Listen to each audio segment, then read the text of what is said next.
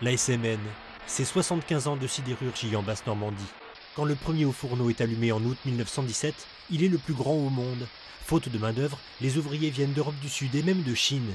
Au milieu des années 20, l'usine emploie plus de 4000 personnes et les travailleurs arrivent alors d'Europe de l'Est, comme ces Russes qui ont construit l'église orthodoxe de Colombelles, toujours debout.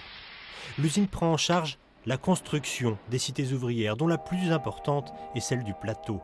C'est le paternalisme. Elle ouvre des écoles, des crèches, des clubs sportifs, une bibliothèque. On vit SMN.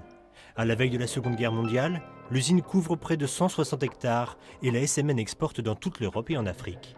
À la Libération, le site ne sera pas épargné par les bombardements, mais la reconstruction sera rapide. En 1950, 3 hauts-fourneaux fonctionnent et l'essor des 30 glorieuses va faire de la SMN une dévoreuse d'hommes. Jusqu'à 6700 ouvriers y travaillent. En 1973, la production atteint le million de tonnes. La SMN est le plus important site industriel de la région. Mais l'usine n'échappera pas à la crise qui touche le secteur. Malgré une spécialisation dans le fil machine, sa fermeture est décidée à la fin des années 80. S'ensuit une longue agonie jusqu'à la dernière coulée au matin du 5 novembre 1993.